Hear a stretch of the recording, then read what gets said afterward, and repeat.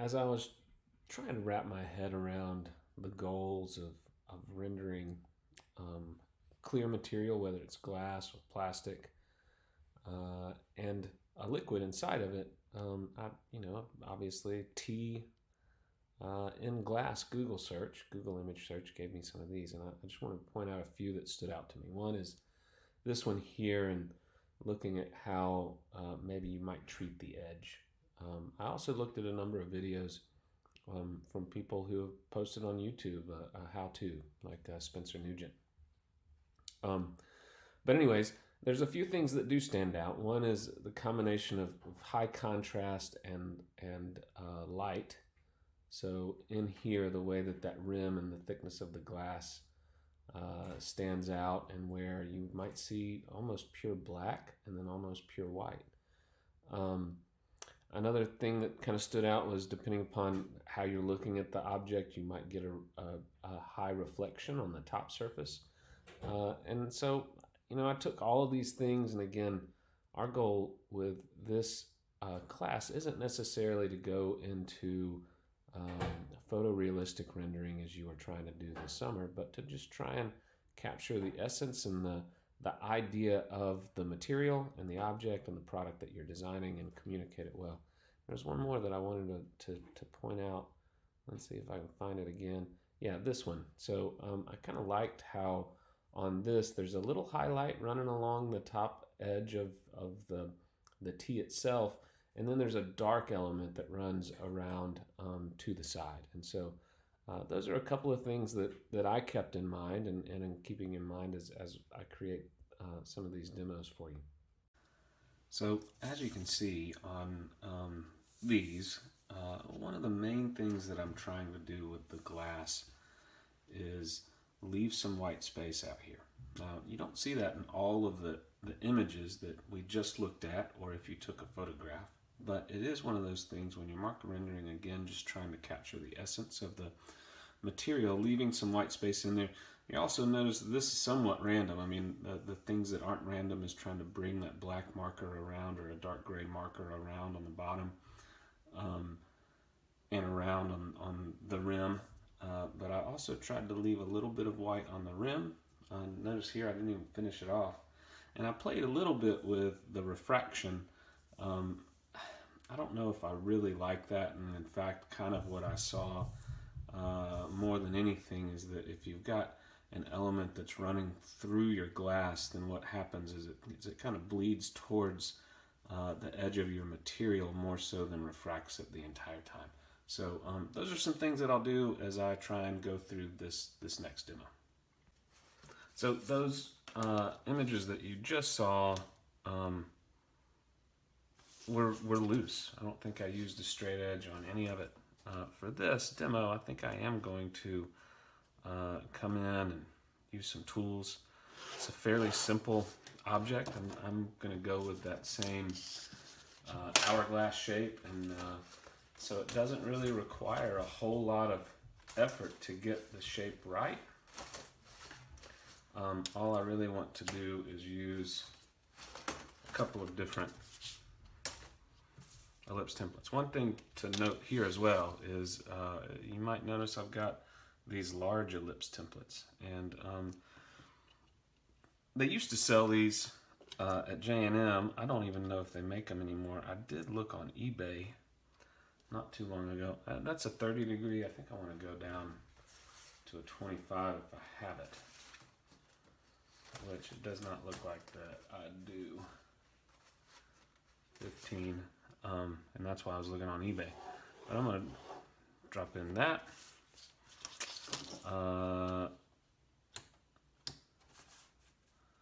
Come back in, give the thickness of the glass.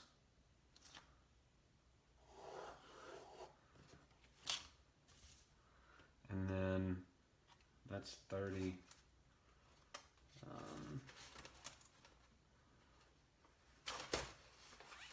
Let's go to 35.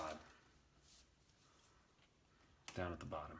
I'm going to make the bottom slightly larger than the top.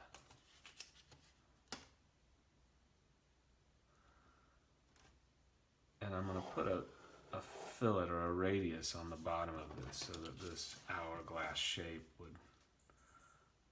would transition nicely into the ground plane. So you'll notice basically what I did, and we're probably only going to see this in the reflection, is I move the center of that ellipse just straight down on that minor axis. And so the middle of my hourglass shape, I'm going to draw in 2 ellipses. They need to be this. I don't need to have a hard edge on. The 2 ellipses are for maybe the start and the stop of the fillet transition as it rolls around.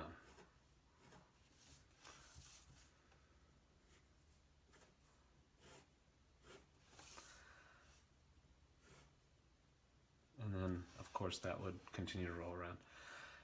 I don't have any details on this object. What we talked about on Tuesday was establishing perspective. I'm going to go ahead and do that. It's not going to be important, but I'm going to go draw a line going to the right vanishing point through the center, and I'm going to come back and draw a line that comes in and hits that point tangent, or I could use the chord method to establish where the left vanishing point is. One of the things that I do want to do here is I do want to go ahead and carry this material thickness. Notice I'm using a pencil. This is not my favorite tool, but since I know I'm going marker after this, I'm going to go ahead and use the pencil. But I'm carrying that material thickness from the top down through this object. This would be a nice transition and an offset of that transition.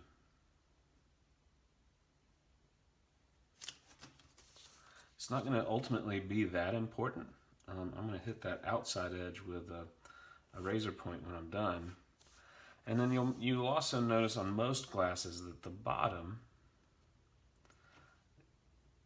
glass on the bottom of your glass is typically a little bit thicker. So I'm going to kind of just let that run into it. I actually want to, is this 40? No, it was 35. I actually want to take this filleted bottom, make it a little bit lower, so we would see actually this transition down here. No, that's 40 degrees. That's not what I wanted.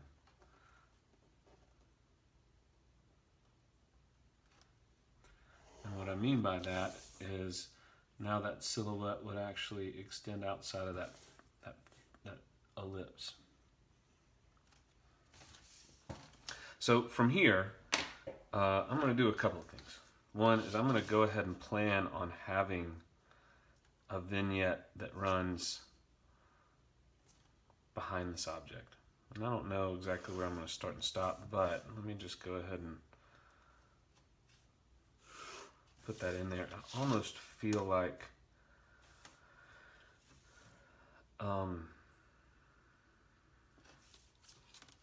I could stop it, not all the way through, but somewhere in here with that vignette, and carry it out this way. And you'll see why I want to do this in a few minutes. It'll help me show off a highlight. So the first thing that I'm going to do is I'm going to get I think that I've been using a 90% warm gray marker, which I don't have right here.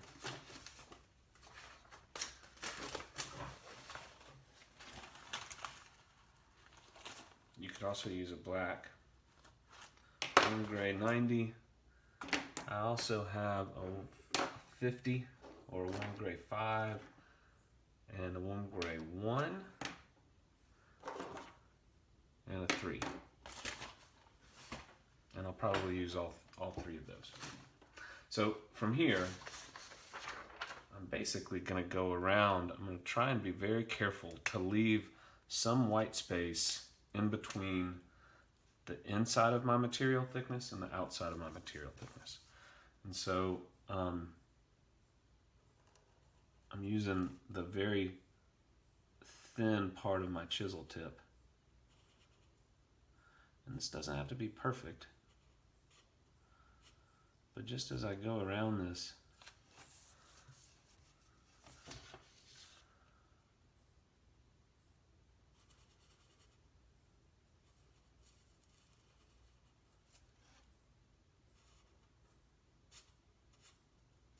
I'll be somewhat random in what I do.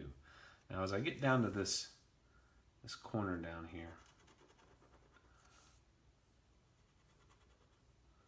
I'm going to make it a little bit thicker. I'm going to emphasize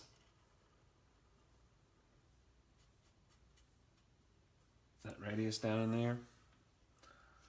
Up in here, I'm going to try and use some quick gestures.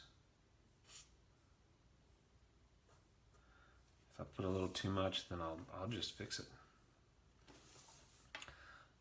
Along the top, I'm going to do some of the same thing.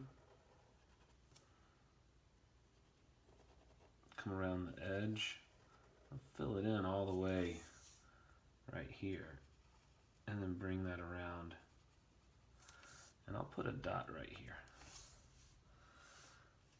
It almost feels like I need to put some more right in here. And again, this is somewhat random, and the goal is to put a lot of contrast and leave some white space in there. Down on the bottom, I'm going to roll this around both at this point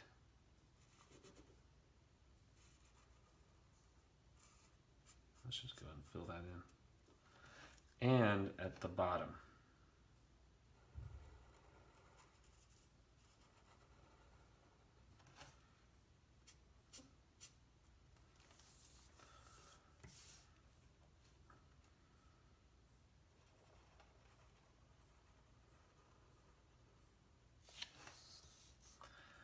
And I'm going to repeat a whole bunch of that on this side. Maybe not come quite as far over. I don't think you want to be necessarily symmetrical here.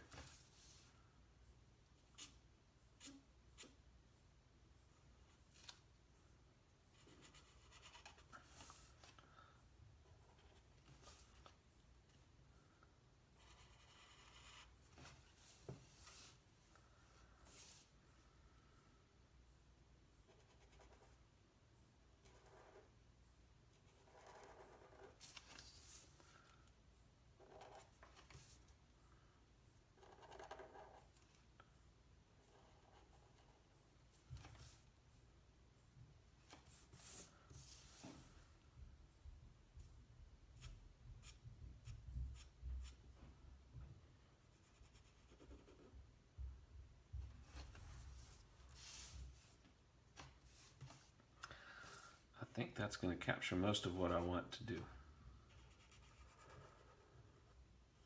Maybe make this a little bit thicker down here. Imagining that the glass gets thicker on the bottom. Maybe even fill in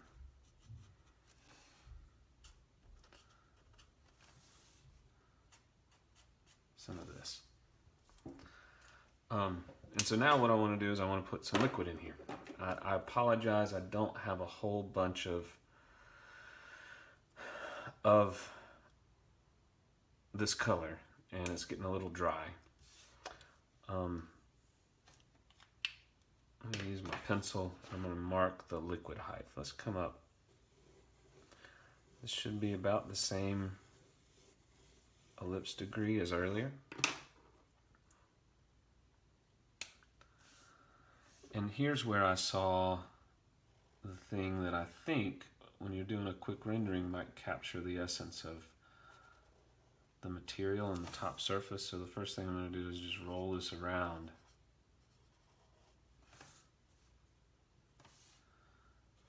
And I'll come back in with it's not quite the same color, but I'll come back in with another color in just a minute. I'm being careful not to hit the white right there. I want that highlight to show up through my material. And you know what, on this one I'm just going to put like a streak running across, maybe a couple of streaks. And then just like you're maybe rendering a cylinder or cone. I'm going to go darker over here. And I'm trying to go towards, if these two lines were converging, I'm trying to draw towards that. Here as well, I want to leave white. The streakiness of this actually, I think, helps kind of with the designer style of the sketch. But I'm going to come back and do a couple of different layers so that I'm adding some value and trying to show some value and form as it rolls around. And I'll add just a little bit over here. And we'll leave, I guess, what we'll call a highlight right there. Let me put one little thing coming up. But from here, I do want to add some additional coloring to this, as if this is a little bit darker, kind of thinking again about similar to how you would draw maybe a glossy object.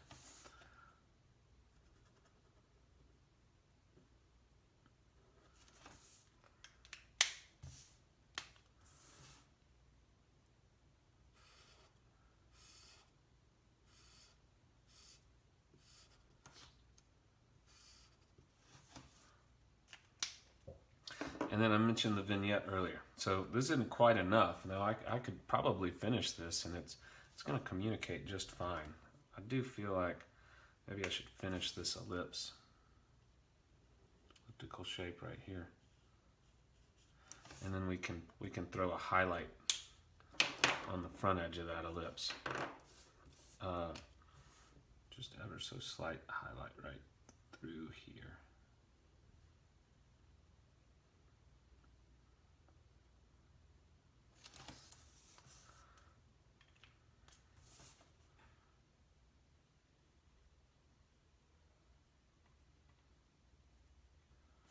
And if you've got like a detail that is the backside of you know, the shape of your object, then that highlight should be on top of it.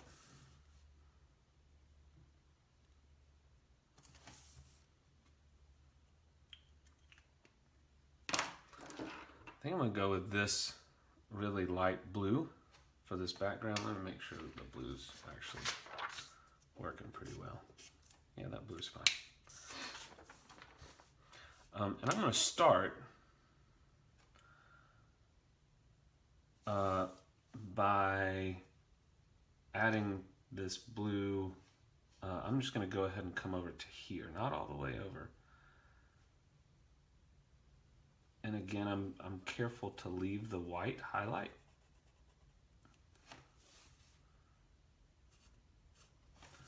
And so the vignette not only in this instance could help me balance out my sheet, which it's not doing here, but it ultimately is going to help me show some of the refraction. So here's what I was talking about earlier. It seems to want to pull an object that's behind it up and down around towards the edge of the glass.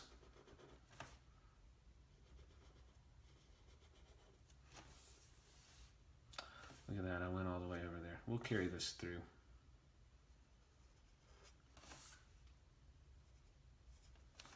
So strategically, I chose to run this at this height so that it would allow me to show kind of that bleeding detail.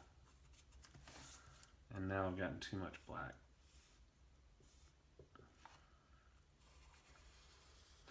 I've gotten some dark color into my blue. I might end up coming back with a darker blue just because I'm not happy with how that bled out. So here this is showing again how that refraction towards the edge of the glass might bleed it up and down.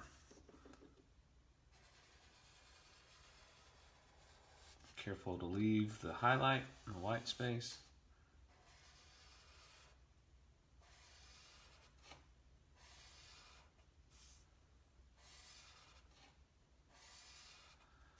I'll be honest, I'm a little scared now using this really light blue marker, which doesn't look blue anymore. It just looks like a muddy gray. And using it really close to the edge. So in fact, I'm going to do that where it might touch the black last.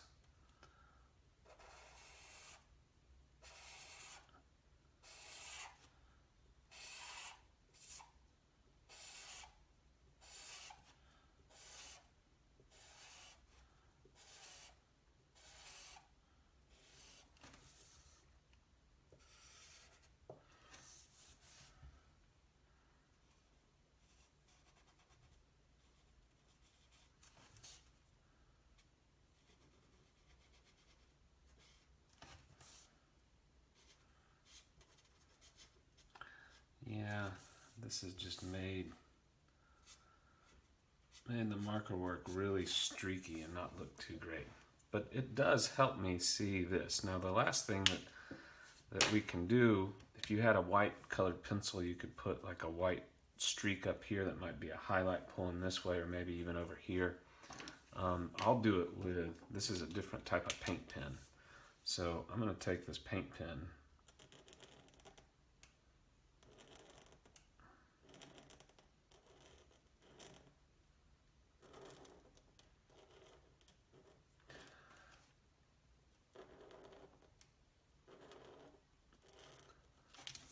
put some highlights there. Should have waited till it was dry.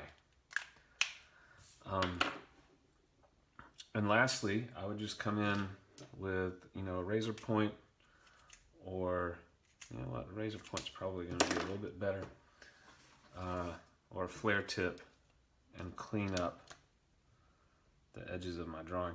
The flare tip might be better simply because the thickness of it might hide some of the mistakes that I made. Like right here, that can clean that up.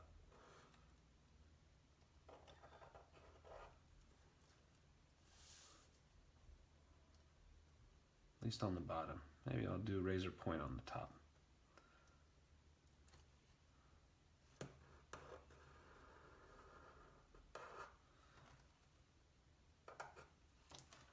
Hopefully that cleans that up pretty nicely.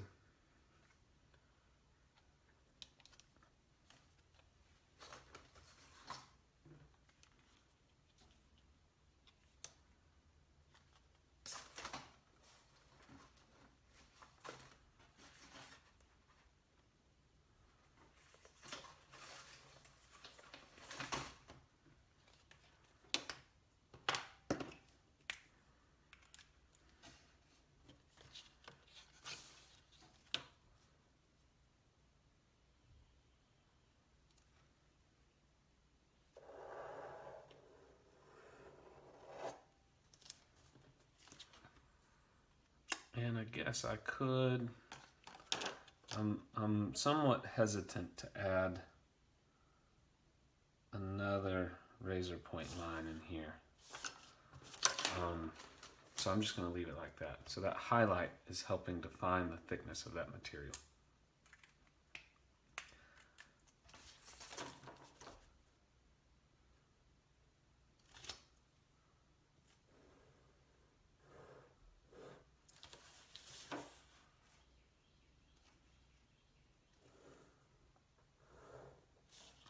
Shouldn't have done that, but I almost like that little bit of white that's coming through, so I'll leave it.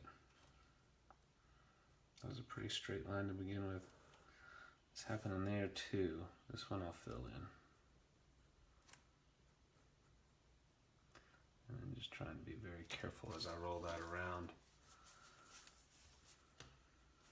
I don't know if I should do anything there or here.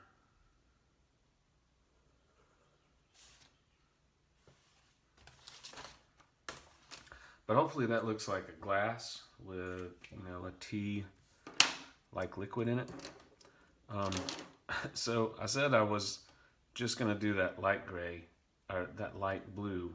I feel like I do want to make this darker. I think it might help. So I'll put in kind of this distortion to begin with. You gotta be very careful to leave that white.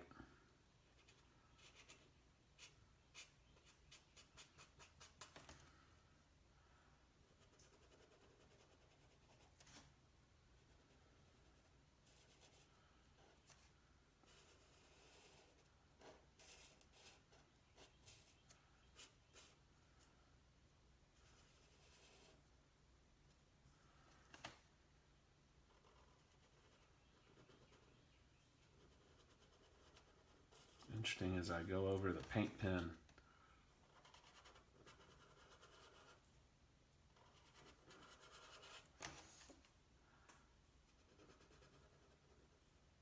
It's leaving some of that highlight. I may decide to go over that again.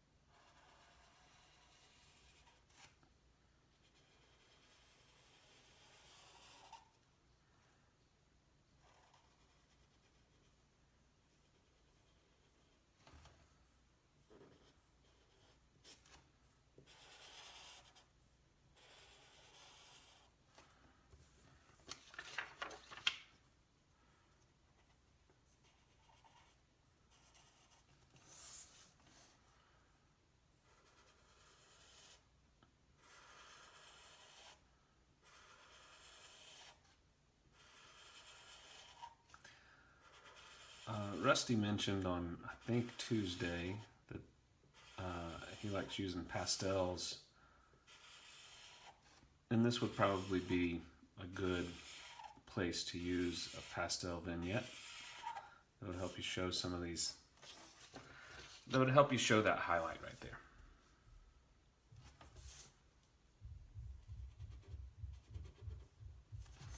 So one other note,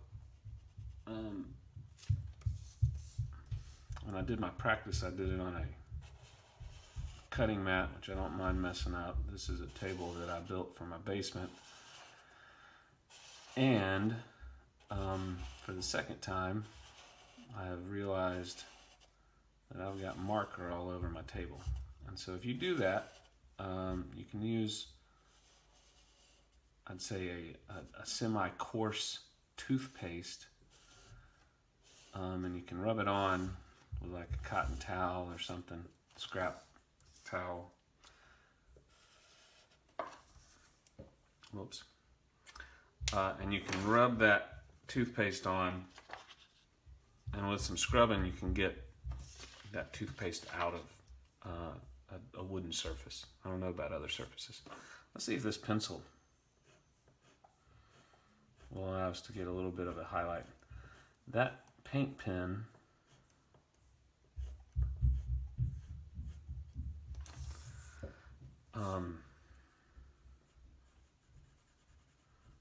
that paint pen had a little bit of gunk on it. See, I guess that would actually come through to that other side. All right, good luck.